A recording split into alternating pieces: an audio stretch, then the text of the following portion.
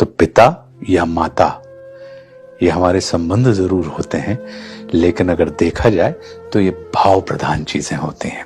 फिर उसमें मेरा तेरा नहीं रहता, वो पिता होते हैं, माता होते हैं।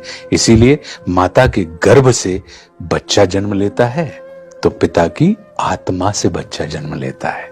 इसीलिए उसे आत्मज या आत्मजा कहा जाता है कि घर की बुनियादें दीवारें, बाम और दर थे बाबूजी।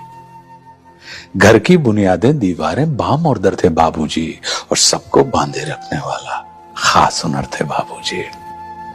उनकी ही आवाज हमें हर सुबह जगाया करती थी।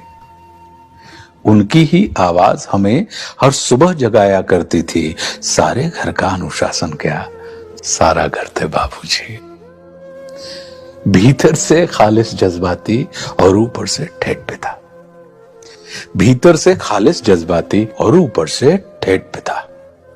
अलग, अनूठा, अनबूझा सा एक तेवर थे बाबूजी। और 3 मोहल्लों में उन जैसी कदकाठी का कोई न था। अच्छे खासे ऊंचे पूरे कद्दावर थे बाबूजी। 3 मोहल्लों में उन जैसी कदकाठी का कोई न था।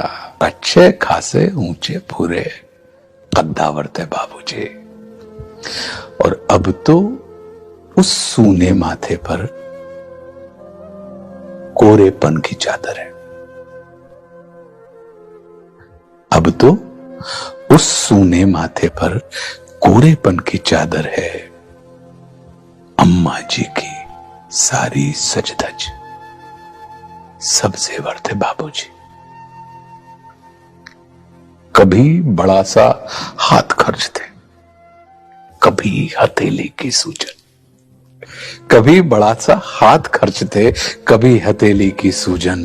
मेरे मन का आधा साहस, आधा डर थे बाबूजी।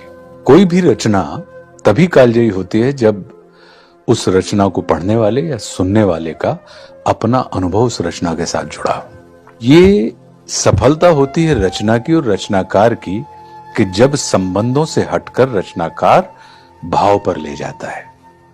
तो पिता या माता ये हमारे संबंध जरूर होते हैं, लेकिन अगर देखा जाए तो ये भाव प्रधान चीजें होती हैं। फिर उसमें मेरा तेरा नहीं रहता, वो पिता होते हैं, माता होते हैं। इसीलिए माता के गर्भ से बच्चा जन्म लेता है तो पिता की आत्मा से बच्चा जन्म लेता है। इसीलिए उसे आत्मज या आत्मजा कहा जाता है। और आप सुनेंगे तो मुझे विश्वास है कि आप सबको लगेगा कि आप सबके पिता के लिए ये लिखी गई है।